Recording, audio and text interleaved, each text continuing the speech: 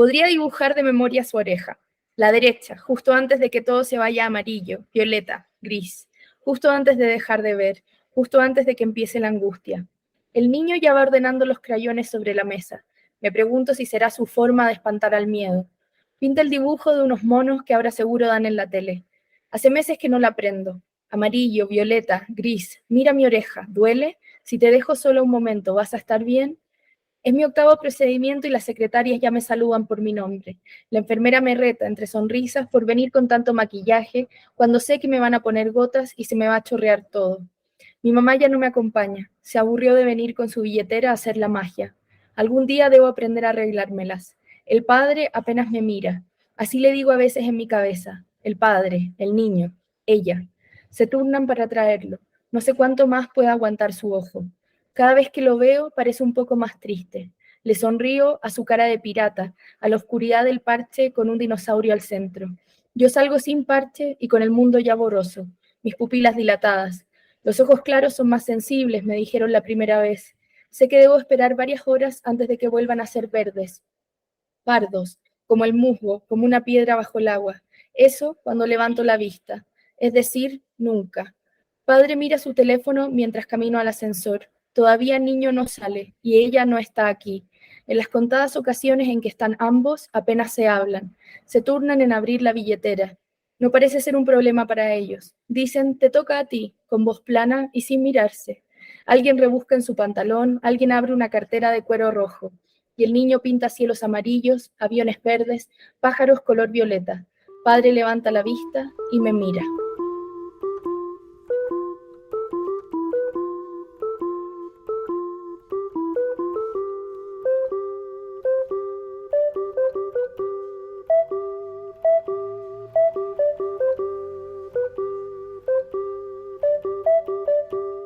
¿Qué hubo? Bienvenidas y bienvenidos a un nuevo Uno contra Una. Este es el capítulo número 37 de Literatus y la voz que acaban de oír es la de María José Navia, escritora chilena, y leyó un fragmento de su cuento titulado Mal de Ojo, que es hermosísimo y además hace parte de su último libro de cuentos, Todo lo que aprendimos de las películas, el cual fue finalista del premio Rivera del Duero. Imagínense, el Rivera del Duero es de los premios más importantes de cuentos y fue publicado por Páginas de Espuma, editorial a la cual agradezco no solo por su esfuerzo en publicar cuentistas latinoamericanas y del mundo, sino también por permitirme y darme la oportunidad de charlar con las autoras y autores que publican. Todo lo que aprendimos de las películas es un libro que contiene 10 relatos que se tocan entre sí, en los cuales los personajes vienen y van, y les advierto, antes de que los lean,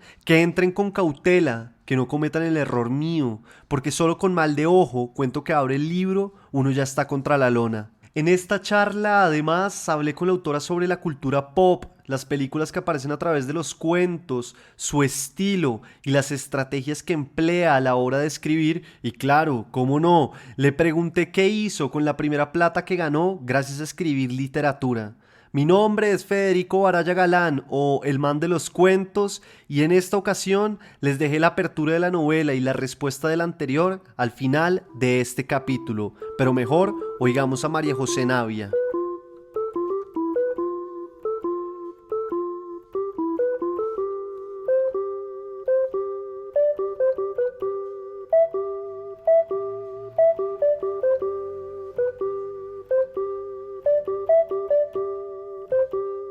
Bueno, María José Navia, qué felicidad estar aquí hoy contigo, la verdad que disfruté muchísimo tu libro de cuentos, todo lo que aprendimos de las películas, pero bueno, antes de entrar a hablar de todo esto, me gustaría saludarte y preguntarte cómo vas, cómo estás acá en Bogotá. Muy bien, muchas gracias por la invitación. Feliz de venir a conversar contigo de cuentos y feliz de estar de vuelta en Bogotá y en Colombia. Voy a la Feria de Bucaramanga también, porque nada, es un país donde siempre me han tratado muy bien. Yo tengo dos libros anteriores publicados por Impar, una editorial independiente de Colombia, y siempre han hecho tan lindas lecturas y me han tratado con tanto cariño, así que estoy feliz de estar de vuelta. ¿Y te ha dado duro la altura acá en Bogotá o no tanto? tanto. Es que yo creo que me acostumbro y además, no sé, no es como La Paz, ¿no? En Bolivia cuando me ha tocado viajar para allá y sí pega fuerte. Aquí no, hay que tomarse las cosas con calma el primer día, por si acaso, por si las moscas, pero en general no, todo bien. Ah, bien, bien. Bueno, yo tengo una pregunta que es clásica en los uno contra uno acá en Literatus, que puede sonar un poco como a pregunta de entrevista de trabajo, pero me gusta mucho, mucho hacerla también para conocer los autores y las autoras que piensan, y para que la gente se dé una idea como de quién es la persona. Entonces esta pregunta es muy sencilla y es, ¿quién es María José Navia para esas personas que de pronto no saben? Soy una lectora muy feliz y muy voraz, y de mi amor por los libros. He hecho un mundo y he construido mi vida sobre eso. Soy profesora de literatura en la universidad, soy escritora también, tengo novelas, libros de cuentos, novelas infantiles, incluso adapté el año pasado La señora Dalloway al teatro. También dirijo clubes de lectura en Chile, en mi universidad y en una librería. Reseño libros en el periódico, entonces soy una lectora voraz, muy feliz que le ha dedicado su vida a los libros. Lectora antes que escritora, ¿no? Sí, lectora antes que escritora. Yo creo que de mi gran felicidad lectora es el motorcito que me impulsa a llegar frente al computador o frente a la libreta de apuntes y comenzar a fabricar mis propias historias. El otro día haciendo la investigación para esta charla que estamos teniendo, te oí decir algo que me pareció sí como muy bonito y es que después de leer tanto y ver como que otros autores jugaban, pues a ti te dieron ganas como de jugar también, ¿no?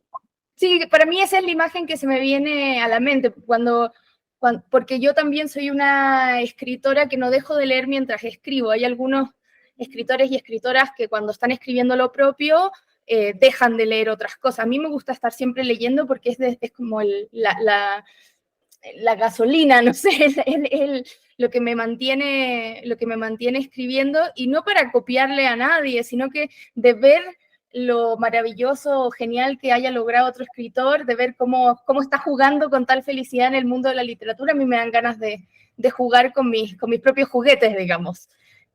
Pero tú ahí dices algo que me parece interesante y es el tema de copiar, ¿no? A pesar de que, claro, uno no lee para copiar, uno sí lee para, pues como robar cosas, ¿no? O como para inspirarse o para entender técnicas de otros autores. Es que eso sí, yo creo que yo haría la distinción entre claro, copiar o robar y estudiar. Yo me considero también una estudiosa de la literatura. Yo hice mi maestría, mi doctorado en literatura y soy profesora de literatura, entonces también me acerco a la creación con ese ojo, ¿no? Ese ojo de querer aprender, de la eterna estudiante y la eterna lectora, de querer aprender a escribir cada vez mejor. Entonces, si yo estoy escribiendo un libro de cuentos conectados, que es lo que es todo lo que aprendimos de las películas, me gusta leer ese tipo de libros para ver cómo lo hicieron otros, qué técnicas, cómo fueron engarzando los cuentos unos con otros, cómo fueron sus narradores, cómo fueron sus saltos en el tiempo.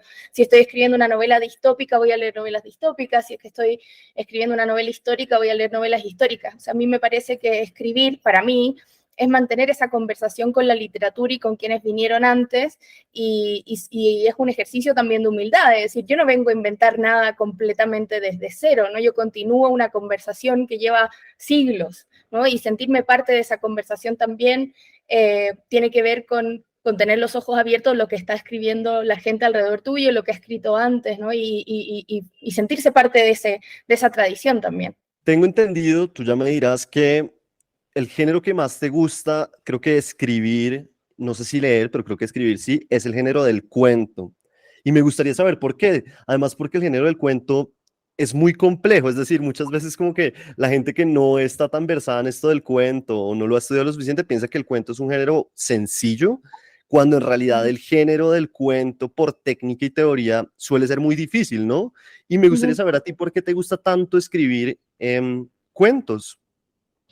Me gusta porque se ajusta al tipo de escritora que soy. Yo soy muy maniática para corregir.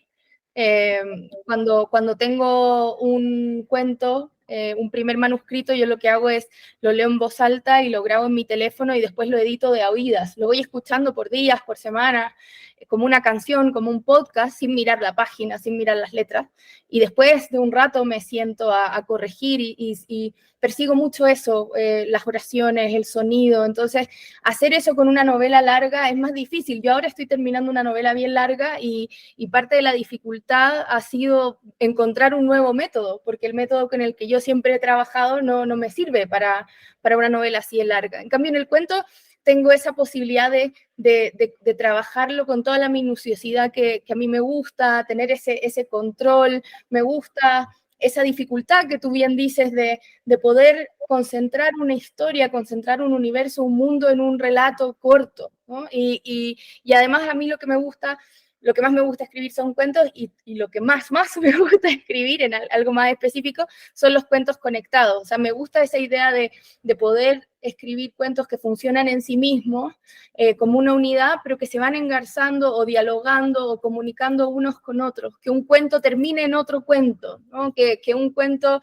saque un personaje, como que saque una ramita de un árbol, ¿cierto? Se estire hacia otro. Entonces, esa artesanía a mí yo la disfruto mucho cuando escribo. O sea, poder hacer las conexiones, que se repitan personajes, escenas, motivos, ¿no? Me gusta mucho ese juego. Y eso me lo permite el cuento, más que nada. ¿Cómo es eso de que después de escribir el cuento lo vas oyendo? ¿Cómo funciona eso? ¿Por qué? Porque me interesa esto, porque a medida que hemos pasado por los distintos capítulos de literatos, uno también va encontrando eso, ¿no? Que cada autor tiene una manera distinta de tanto escribir como corregir. Entonces me llama mucho la atención que lo que tú hagas es esto, como grabarte y a puro oído ir corrigiendo. Sí, es que me gusta, hay algunas escritores que cuando terminan de escribir un cuento, para corregirlo lo imprimen, ¿no? Como para sacarlo del formato de la pantalla y poder mirarlo con nuevos ojos, porque una cosa que pasa cuando uno lleva un buen tiempo trabajando en algo es que ya dejas de ver cosas, ¿no? Porque te acostumbras. Entonces hay que sacarlo a otro formato. Hay muchos escritores que lo imprimen y corrigen con un lápiz, ¿no? Le hacen marcas al papel.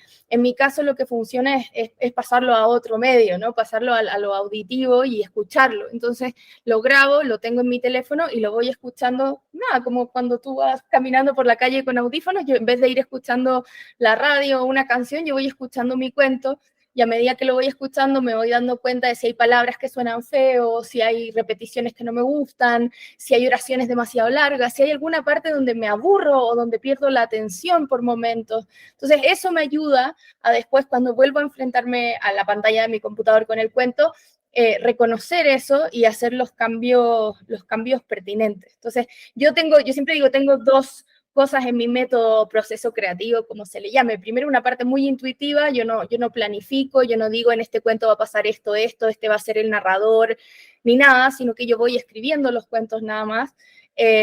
Y yo misma voy descubriendo en qué terminan. Yo no sé cómo terminan mis cuentos y parte de mi felicidad de escritora es esa sorpresa, ¿no? ¿A dónde va a desembocar esto que estoy armando? Pero ya una vez que existe ese manuscrito, sí soy muy maniática de corregir de oídas y también de estudiar, de saber, escribí este cuento donde hay, no sé, una casa fantasma o una casa embrujada. Voy a leer otros cuentos de casas embrujadas. Voy a leer, estoy armando un cuento, o sea, un libro donde se conectan las historias. Voy a leer otros libros donde se conectan las historias y ahí se activa mi parte estudiosa también. Ok, eso está muy interesante porque casi que el mundo de los autores se divide en esas dos vertientes, ¿no? Y es como el arquitecto que siempre hablan, o la arquitecta que es como que planea todo, Uh-huh. y el otro lado es como los jardineros que todos los días, sí, le riegan agua a sus relatos para ver cómo van saliendo las cosas. Pero vayamos entrando un poco a todo lo que aprendimos de las películas y me gustaría entender también cómo, qué significa el cine para ti, porque sé que el cine juega un rol muy importante en este libro. Y no sé si te han preguntado eso, como, ¿qué significa el cine para ti? Para mí el cine es una parte importante de mi biografía. O sea, yo creo que así como la vida de nosotros está compuesta de las cosas que nos han sucedido, yo creo que también está compuesta de las películas que hemos visto y que nos marcaron, de los libros que leímos y que nos marcaron.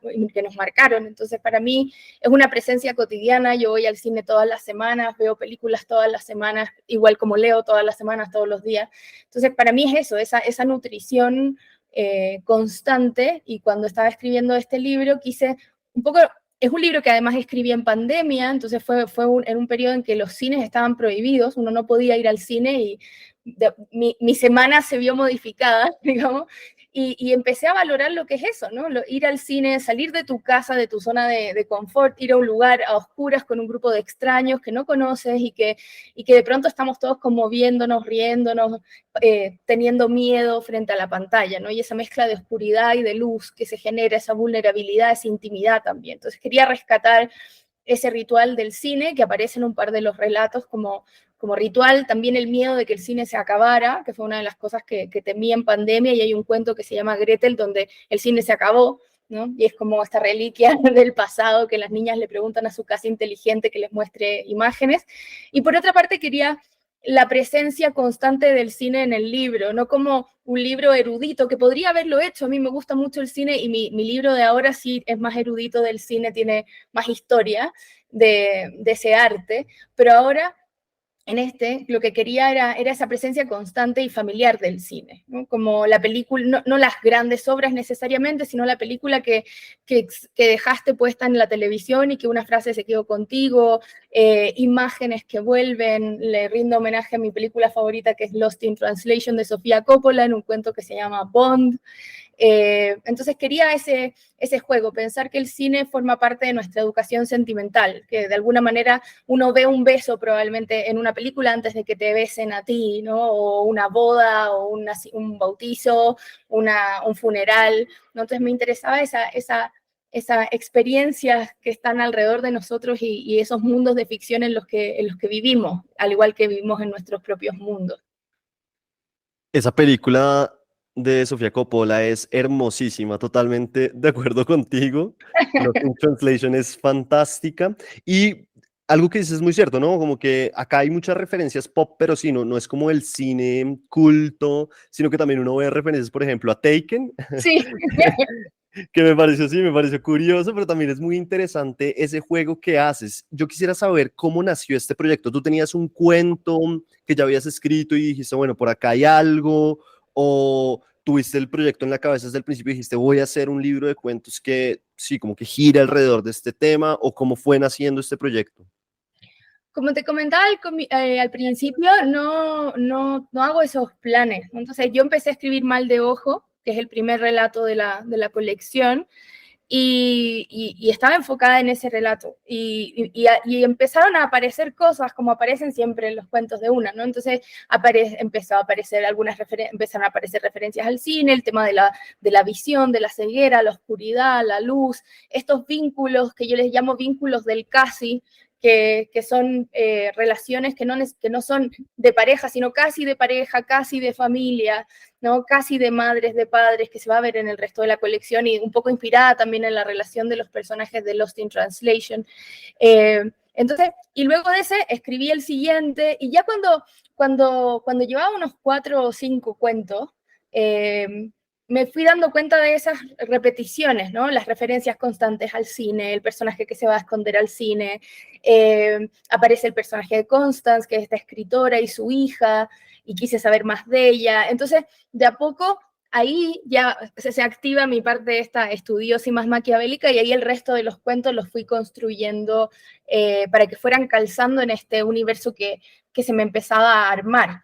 Fue un libro que también lo fui armando teniendo como meta el Premio Ribera del Duero. Ese era también, yo me gusta decirlo porque creo que los concursos, más que ganarlos o no ganarlos, en este caso yo fui finalista y eso me hizo muy feliz y me dio la posibilidad de publicarlo ahora con páginas web de Espuma. Los concursos siempre te obligan a terminar algo, ¿no? Y eso me parece importante. Y yo al Ribera del Duero entregué una colección que eran 7 relatos. Y luego, cuando ya no ganó y estuvo la posibilidad de tener un poco de tiempo para trabajarlo algo más, para publicarlo después, ahí agregué 3 relatos más que fueran también potenciando lo que yo había construido. Entonces, un poco se fue armando así, esa parte intuitiva, y después ya de ir haciendo las conexiones, de que, no sé, el niño del primer cuento fuera el padre del cuento Gretel, ¿no? Entonces se empiezan a repetir y a aparecer y Y eso fue muy, muy bonito para mí, pero así fue la construcción. Ok, no te puedo creer, no tenía ni idea que para el Ribera del Duero solo, pues, o sea, habías participado con 7 relatos. Hay que decir para la gente que tal vez no lo sabe que ese premio del Ribera del Duero, pues, es uno de los premios más importantes en cuento en español, si no el más importante, y Sí. pues participa gente muy, muy tesa y ganan, pues, personajes muy tesos. Entonces, claro, pues ser finalista del Ribera del Duero es un logro increíble. También es que tu libro es muy poderoso, es muy, muy poderoso, digamos para que entremos ya a hacer zoom a los cuentos, solo Ujú. con mal de ojo, uno ya, ahí sí como dice Cortázar, ya me ganaste por nocaut con mal de ojo, porque es un cuento que es horrible en el sentido que, o que uno podría pensar eso, ¿no? No es un cuento, sí, con luz, sino que es un cuento oscuro, pero es un cuento hermosísimo, por lo menos yo lo vi así, como que al final uno queda muy golpeado porque es un cuento muy lindo. Y hay una cosa que me llamó mucho la atención y que me gustaría preguntarte sobre este cuento en específico y es que la- el estilo, la estructura, por así decirlo, en este vemos, primero es el más largo, pero más allá de eso, las frases, no hay párrafos grandes, ¿no? Son como frases, como que uno podría leerlo casi que como si fuera poesía. ¿Tú lo pensaste así? ¿Se dio así? ¿Cómo fue la lógica de este cuento?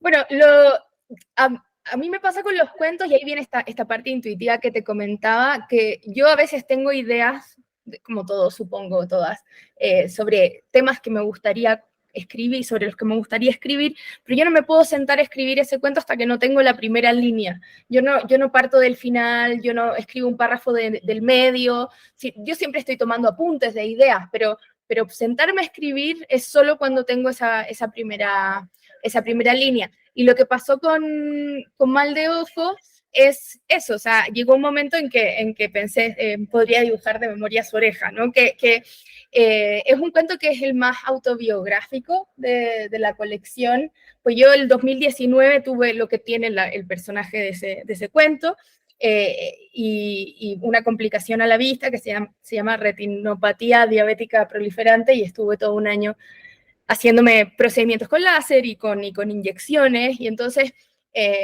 quería un poco mostrar esa cotidianidad, o sea, no el de ir y que te hagan un procedimiento y se acaba o no se acaba, sino esa cotidianidad del estar yendo constantemente a que te hagan algo, con el miedo, por supuesto, de que te puedas quedar ciega, y la familiaridad que se va dando, ¿no? Empiezas a conocer, no sé, a las secretarias, a las enfermeras, empiezan a ver chistes, empiezas a conocer a algunos de los pacientes que también van recurrentemente. Entonces quería jugar con esa familiaridad de estos personajes, ¿no? Y esta chica va sola, yo a los procedimientos sí iba acompañada, pero va sola, y entonces se establece un tipo de contacto, de vínculo con un padre y con su hijo que van, ¿no? Y a mí me importaba mucho que no fuera una relación romántica, que no llevara a que ella después, no sé, se convierta en la pareja de este padre, en la madrastra de este niño, sino que el acompañarse en esa espera, ¿no? Y el acompañarse, que es importante para todos, pero que después se puede acabar, ¿no? De un momento a otro, que es lo que pasa en la historia. Entonces fui jugando ahí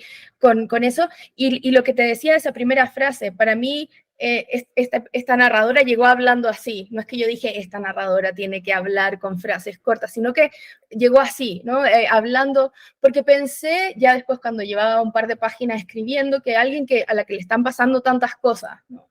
Que le han pasado muchas cosas, que está esta angustia de si este tratamiento va a funcionar o no, se siente sola, tiene problemas con su familia, con su trabajo, etcétera. Pensé, no va a pensar en frases ordenaditas que armen unos párrafos ordenaditos, sino que va a ser estas frases que se interrumpen todo el tiempo, ¿no? Como estar pensando algo y que la cabeza te lleve a otro lado rápidamente, ¿no? Y un poco así se fue construyendo esa voz de este personaje. Claro, un poco la invitación a las personas cuando lean ese cuento es que vean eso que acabas de mencionar, y es que muchas frases son frases cortas que rompes, ¿no? O sea, no vienen como frases cortas dentro de un párrafo, sino que se van rompiendo. Uh -huh. Creo que mencionaste algo ahí muy interesante y es el tema de uno, o por lo menos los autores escriben desde lo personal hacia lo universal, ¿no? Que muchas veces la gente cree como, uy, no, qué imaginación la que tuvo el autor o la autora, cómo se le ocurrieron esas cosas, pero muchas veces es la vida misma la que termina convirtiéndose en literatura. Obviamente hay que hacerle un tratamiento distinto, pero eso pasa mucho. Y me gustaría como preguntarte por eso, porque sé que a ti te gusta mucho partir de tu vida o de la vida o de las cosas que te han pasado, tanto en la infancia como más grande, para eso convertirlo en literatura, ¿no? Ujú.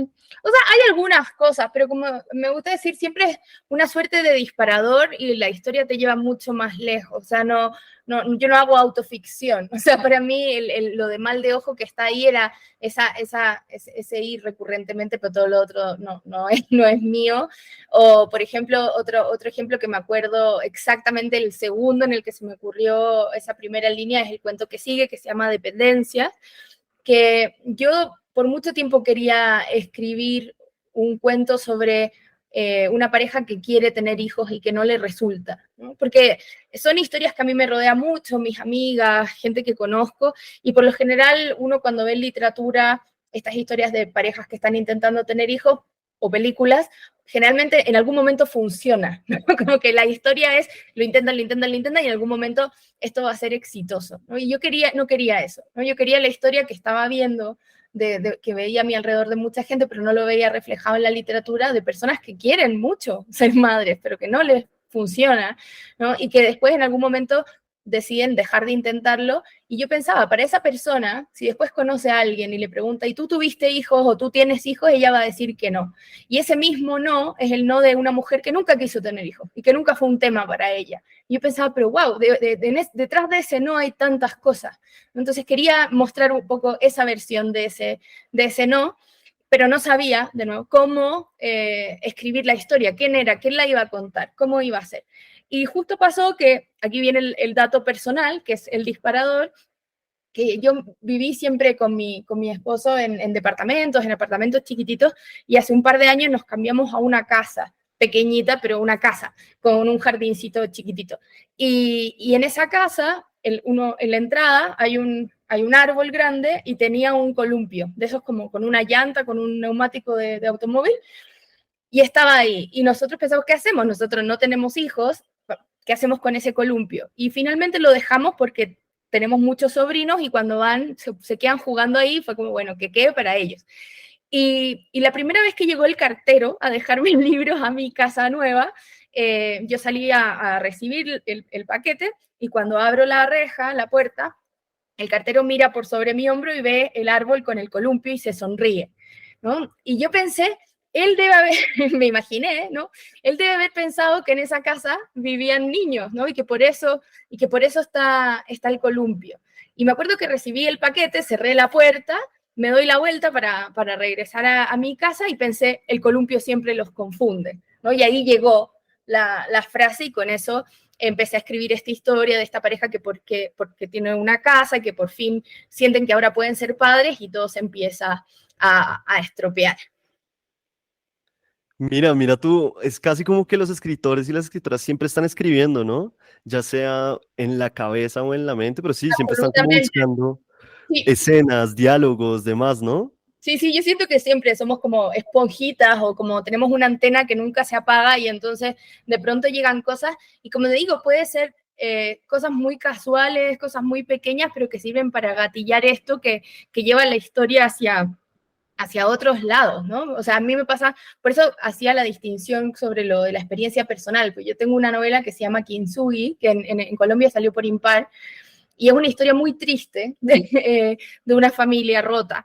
Y me acuerdo que en una entrevista que me hicieron en Argentina, porque también salió publicado en Argentina, la periodista me dijo, sufriste mucho escribiendo este libro. Y yo dije, no sufrí nada, lo pasé increíble porque escribiendo esta historia, porque la historia no es la mía, no estoy hablando de mi familia ni de mi sufrimiento, pero claro, estaba esa imagen de, obviamente esta persona sufrió porque escribió este libro triste. Al final, para mí, lo que hablábamos antes es como jugar, ¿no? Es como que uno esté jugando no sé, yo no juego a la guerra, ¿no? Pero los niños que juegan a la guerra o cuando uno juega con historias terribles a veces con los juguetes cuando es niño y uno no está sufriendo, uno lo está pasando bien mientras juega, aunque la historia sea terrible que estás contando. Entonces yo creo que es que está esa distancia también siempre con el material, y para mí por lo menos siempre está el gozo que viene de lograr la oración que quiero lograr el párrafo que me interesa, llegar a un final como los que me interesan a mí, y eso. Bueno, y en Dependencias, ya que estábamos hablando de este cuento, vemos por primera vez la casa, ¿no? Que la casa es uno de los personajes principales en varios de los cuentos. Sí, sí, cuando estaba pensando en formas de conectar los relatos, pensé en constantes, ¿no? Y de hecho una constante es un personaje que se llama Constance, que es una escritora con su hija, Sí. y pensé también, otra constante que quiero es esta casa, y que como lo explico por lo menos, es que se embruja 3 veces, ¿no? Entonces primero se embruja con la desesperación de esta pareja que quiere concebir, ¿no? Después se embruja porque a esa casa llega Constance con su hija, y Constance va a fallecer en esa casa además. Entonces está toda la idea de la casa museo de los escritores, qué se conserva, qué no se conserva, qué historia se va a contar. Y después la casa se embruja por la tecnología, ¿no? Y esta casa se transforma en una casa inteligente en el cuento Gretel, que cuida, o más que cuida, un poco más terrible que eso, a unas niñas durante una pandemia, que no es la del COVID, ¿no? Pero obviamente viene un poco inspirada por ahí.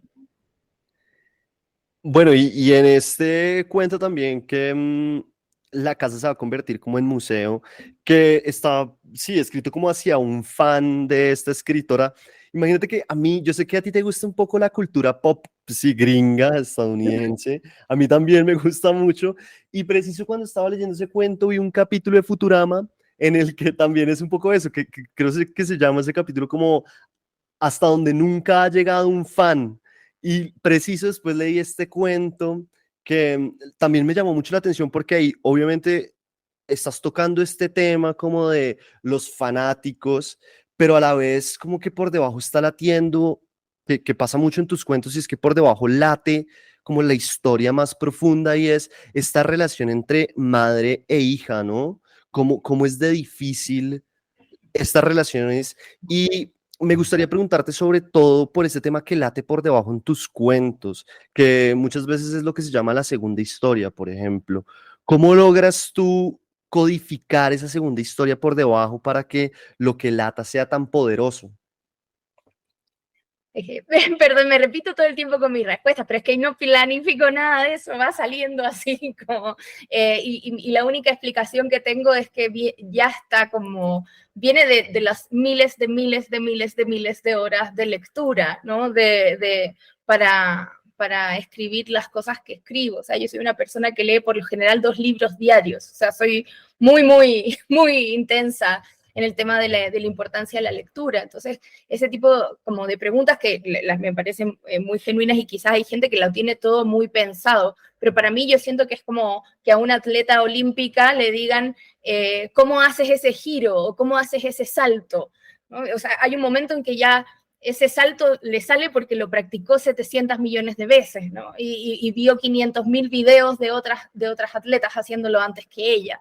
Entonces, para mí un poco pasa eso, o sea, el tema de cómo se va jugando con las distintas historias tiene que ver con haber leído mucho, ¿no? Y que ya eso se vuelve parte de ti, y que no lo tienes que estar examinando tanto. O sea, para mí después viene ese trabajo de corrección en lo que podríamos llamar la postproducción, donde sí voy afinando cosas para que se noten más las conexiones, ¿no? O sea, en el caso de Fan, me importaba mucho esta idea de la hija, o sea, en un libro donde la maternidad aparece bastante, muchas veces como esa casi maternidad imposible por distintas razones, o acompañando la maternidad como en escenas borradas, me interesaba esta figura de la madre escrita, ¿no? La madre que es escritora, pero que al final es reescrita por su hija, ¿no? Y esa posibilidad de venganza de reescribirla, y la relación que tiene con este fan, de yo, ni siquiera la voy yo a reescribir a mi madre, sino que yo te voy a hacer este regalo, que tú crees que es un regalo, que te voy a contar esta historia, pero finalmente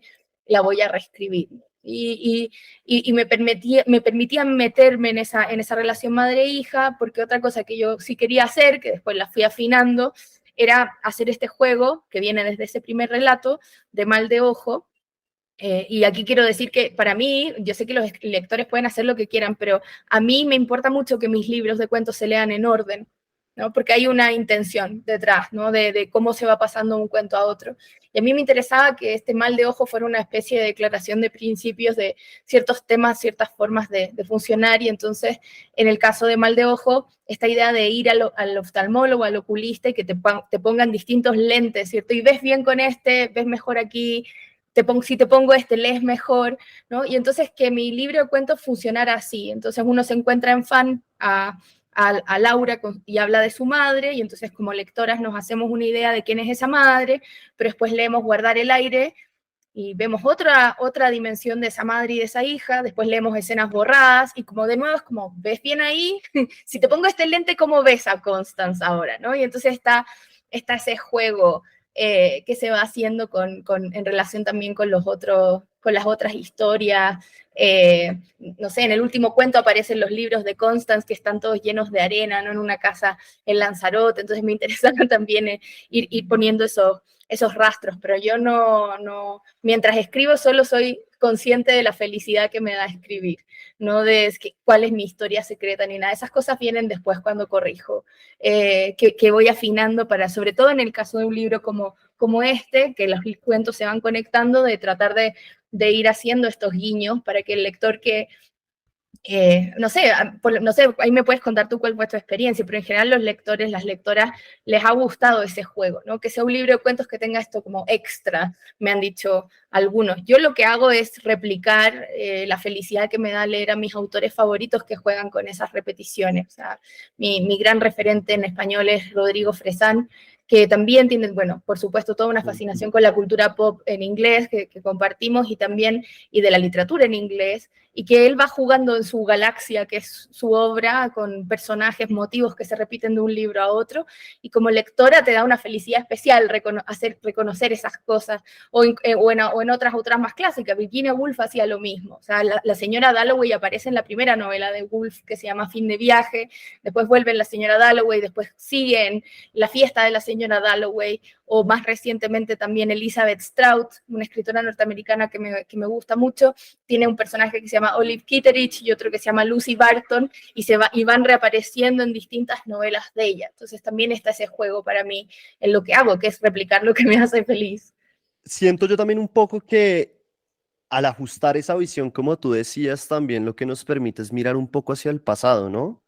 Como recordar ciertas cosas y recordar ciertas personas. Hubo un cuento a mí que también me impactó muchísimo, que fue Kalima, que es curioso porque, claro, uno ve que la personaje tiene como este deseo, ¿no? Que es ir a bucear, y simplemente uno ve que sí, el ambiente no se lo permite, como que no lo logra por eso que está pasando, y de nuevo abajo está latiendo como esta segunda historia súper interesante y súper poderosa. Y ahí hay un guiño que, claro, pues me llamó mucho la atención, que es a Bradbury. Y siento yo que es un cuento que se da la mano con ese cuento de Bradbury de la lluvia en... Sí, De la casa. ¿cierto que sí? Va por ahí, ¿cierto?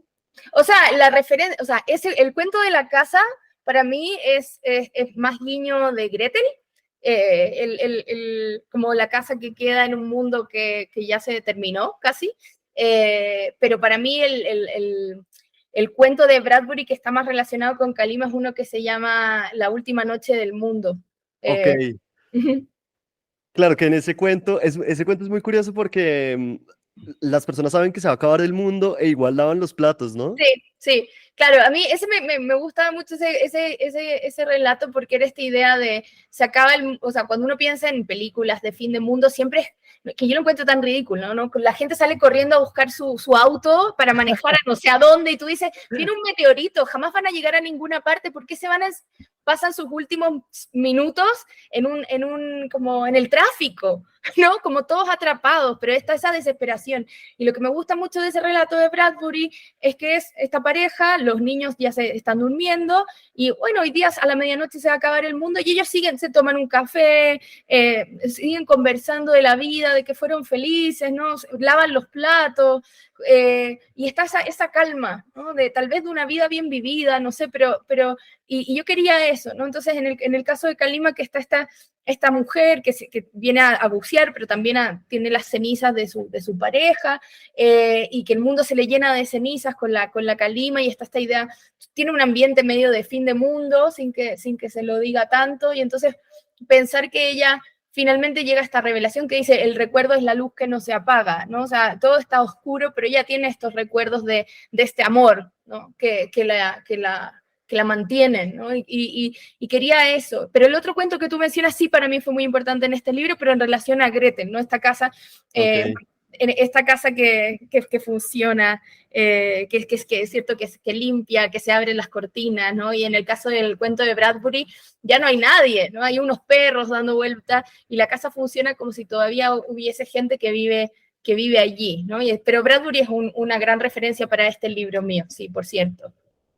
Y claro, esa casa en Gretel que pues es terrorífica, ¿no? O sea, es terror duro porque pues la casa lo único que está haciendo es como maldades a los niños.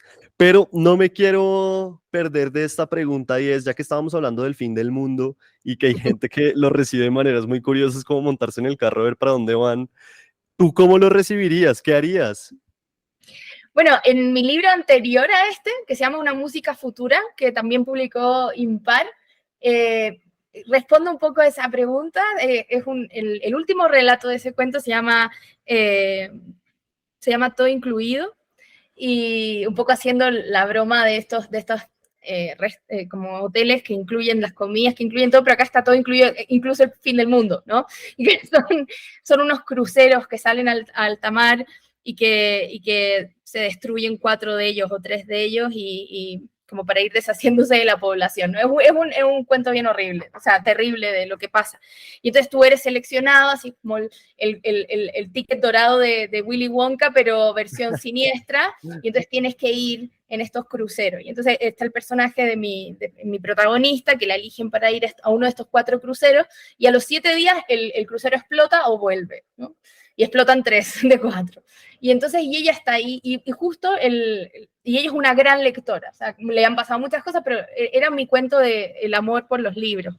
Y entonces ella es una gran lectora, y justo cuando le toca subirse al crucero, sale el último libro de la trilogía de su escritor favorito, y entonces ella se lleva el último tomo de la trilogía en este viaje y se dedica a leer, ¿no? Y para mí un poco el gesto ahí era así, que si uno sigue leyendo siempre hay esperanza en algún nivel, ¿no? O sea, como porque uno cree que va a pasar la página, uno cree que va a terminar de leer. Entonces, para mí era ese gesto de esperanza en medio de algo muy oscuro, que era esta posibilidad de que se le acabara el mundo a ella, ¿no? Y era seguir leyendo. Yo creo que leería. Yo creo que leería, y si es que estuviera sola en algún lugar, pero si estoy con mi marido, si estoy con familia, estar con las personas que, o sea, si hay tiempo para tomar ese tipo de decisiones, claro, poder estar con la gente que te quiere. O sea, porque yo creo que al final eso es, ¿no? O sea, poder que te abracen por última vez, ¿no? Poder tener una última conversación con alguien que quieres. Para mí sería eso, estar cerca de los afectos, y para mí los afectos también incluye el afecto por los libros. O sea, si en este momento dijeran se acaba el mundo en 10 minutos y yo estoy sola en mi habitación de hotel hablando contigo, bueno, te dejaría para que fueras a hacer lo que tú quieras hacer en tus últimos 10 minutos, y yo creo que yo leería tal vez, o le mandaría un mensaje a la gente que quiere, o para decirle que los quiero, y tal vez que me pille leyendo, sí. No, toca terminar la entrevista y recibir el fin del mundo. No, ojalá que no charlando. pero no sé, o sea, me da mucha paz ese cuento de Bradbury, como porque insisto que las narrativas de fin del mundo en general vienen con esa carga, ¿no? De desesperación terrible y de angustia, Sí.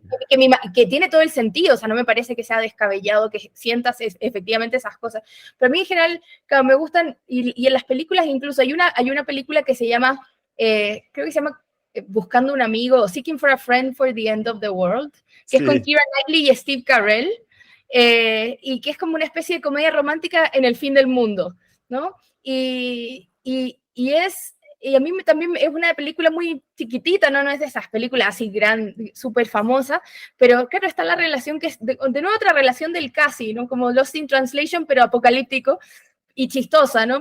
Y ellos se van conociendo, se van empezando a querer y claro, y el mundo se acaba, o sea, no es que, el amor de ellos hace que se detenga el apocalipsis, ¿no?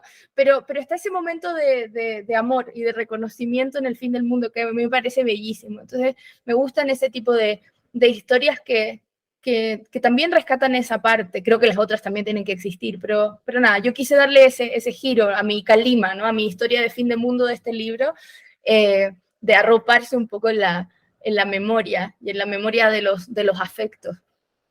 Y todo esto también me hace recordar ese cuento de Bradbury de la carretera. Un poco al final, sí, pues a esta persona que vive como en el rancho en medio de la carretera le dicen que se está acabando el mundo y el personaje al final, sí, el cuento termina como el personaje preguntándose, ¿el mundo? Claro. ¿Qué será eso? Y termina como yéndose con su burro, que al final también es un poco como una misma visión de, pues sí, una misma idea, entonces muy curioso. Bueno, sé que se me está acabando el tiempo y tengo todavía una pregunta y no puedo dejarte ir Adelante, por favor. sin que me leas un pedacito del cuento que tú quieras. A mí me gustaría Mal de Ojo, o Calima también me parece espectacular, pero el que tú quieras, para que la gente también oiga un poco, sí, como tu escritura y se anime a leer todo lo que aprendimos de las películas. Si quieres, leo un pedacito de Mal de Ojo y un pedacito de Bond, que es el favorito mío. De una, me parece buenísimo. Calima prefiero que no, porque como tengo esto de que me gusta que se lea mi libro en orden, leer el último cuento me genera como complicaciones existenciales. Ok, listo, Bond listo, es el de del una. medio, Bond está al medio, por lo menos. Pero el primero, claro, es Mal de Ojo, entonces lo estoy buscando aquí. Ok. Así empieza. Voy a leer la primera página de Mal de Ojo.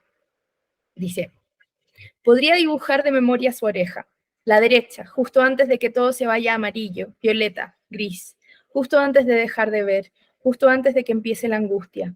El niño ya va ordenando los crayones sobre la mesa. Me pregunto si será su forma de espantar al miedo. Pinta el dibujo de unos monos que ahora seguro dan en la tele. Hace meses que no la aprendo. Amarillo, violeta, gris. Mira mi oreja. ¿Duele? Si te dejo solo un momento, ¿vas a estar bien?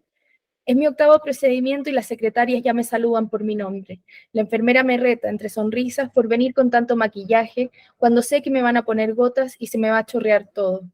Mi mamá ya no me acompaña. Se aburrió de venir con su billetera a hacer la magia. Algún día debo aprender a arreglármelas. El padre apenas me mira. Así le digo a veces en mi cabeza. El padre, el niño, ella. Se turnan para traerlo. No sé cuánto más pueda aguantar su ojo. Cada vez que lo veo parece un poco más triste. Le sonrío a su cara de pirata, a la oscuridad del parche con un dinosaurio al centro. Yo salgo sin parche y con el mundo ya borroso, mis pupilas dilatadas. Los ojos claros son más sensibles, me dijeron la primera vez. Sé que debo esperar varias horas antes de que vuelvan a ser verdes, pardos, como el musgo, como una piedra bajo el agua. Eso cuando levanto la vista, es decir, nunca. Padre mira su teléfono mientras camino al ascensor. Todavía el niño no sale y ella no está aquí. En las contadas ocasiones en que están ambos, apenas se hablan. Se turnan en abrir la billetera. No parece ser un problema para ellos. Dicen, te toca a ti, con voz plana y sin mirarse. Alguien rebusca en su pantalón, alguien abre una cartera de cuero rojo. Y el niño pinta cielos amarillos, aviones verdes, pájaros color violeta. Padre levanta la vista y me mira. Ese era Mal de Ojo. No, ese cuento de verdad que es una pasada. De verdad, muchas gracias por ese cuento. Me pareció fantástico, doloroso, pero a la vez de verdad tan hermoso que de verdad que los que oyen este episodio y esta entrevista tienen que salir a comprar este libro y leer ese cuento con mucha lentitud y estar preparados para estar devastados. Bueno, muchas gracias. Aparte es un cuento que a mí como te digo, yo voy escribiendo en orden, pero me cuestioné mucho que fuera el primero, porque pensé, es un cuento tan largo, es un cuento más raro, escrito con estas frases cortadas, funcionará o no, pero bueno, finalmente me atreví y lo dejé ahí. Pero Y mira que dale, perdón. es un libro largo, sí, es un cuento largo, perdón, sí, pues es el más largo del libro, pero no se siente largo, no es un cuento que uno sienta como que tiene que remar para leerlo, sino Ajá. que también siento que al hacer esas frases cortas, la lectura se hace muy rápida. Ese cuento yo me lo devoré, tuve que devolverme para volverlo a leer porque dije, ¿qué me acaba de pasar? Entonces siento que fue sí, o sea, un acierto total, lo que te digo, ahí ya me noqueaste, y yo ya dije, no, bueno, ¿en qué me estoy metiendo? Tengo que coger esto con más calma. Entonces para mí fue un acierto total ese cuento como apertura. Ujú. Y si quieres, leo un pedacito de Bond. Dale, dale, dale.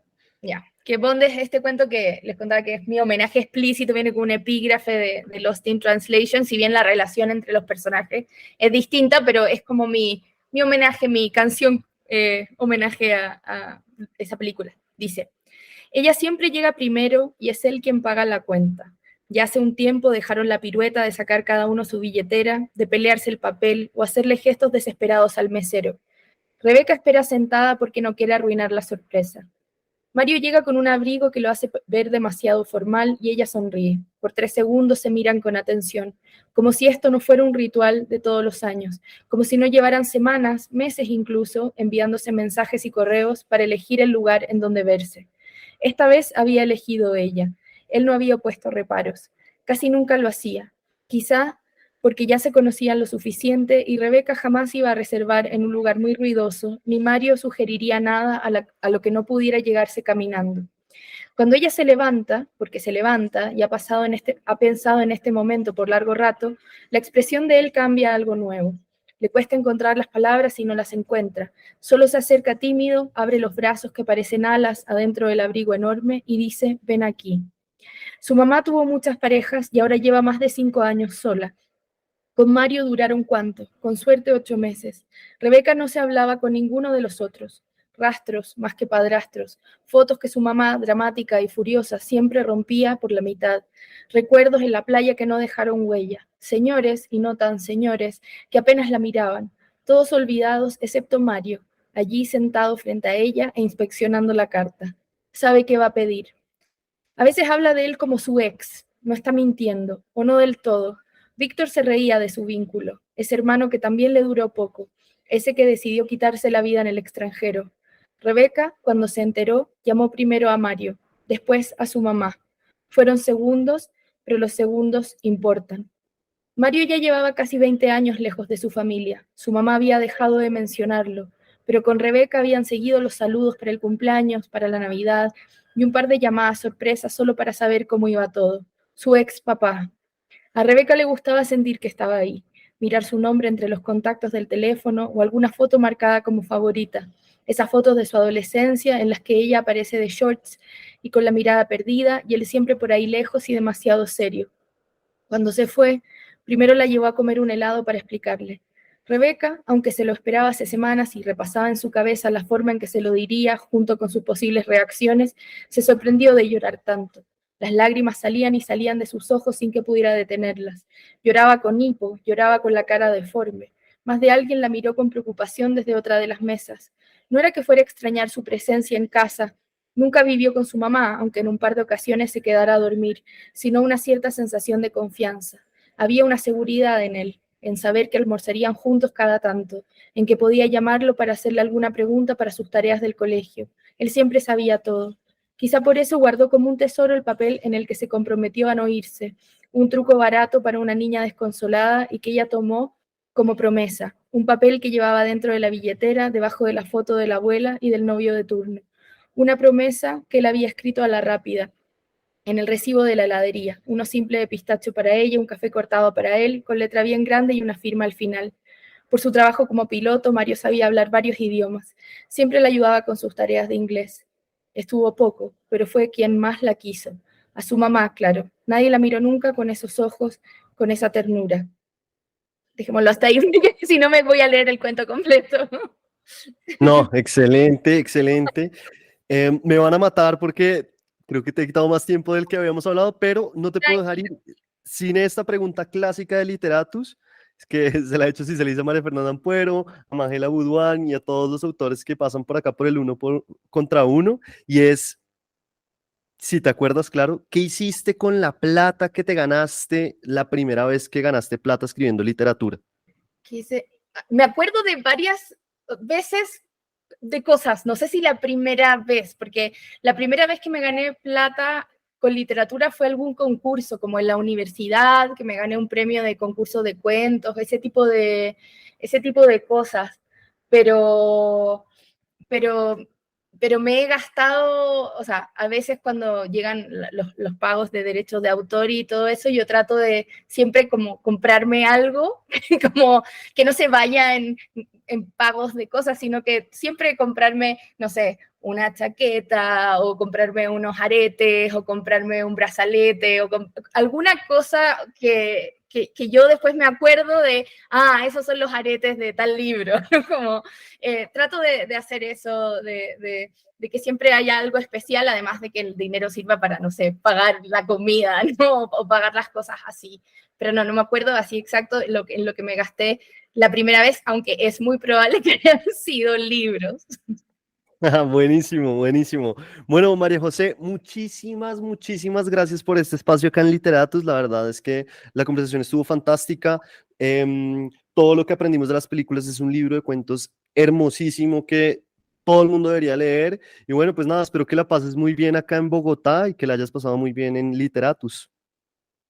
No, muchísimas gracias a ti, me encantaron las preguntas y nada, o sea, un podcast que se dedique solo al cuento me parece un sueño. Yo creo que el cuento es un género hermoso y muchas veces queda opacado por la novela o la poesía, dependiendo del país, y me parece que el cuento es un milagro y qué bueno que existan editoriales con Páginas de Espuma que le den el lugar que le dan y un podcast como el tuyo también. Así que muchísimas gracias por la conversación y muchas gracias por leer mis cuentos.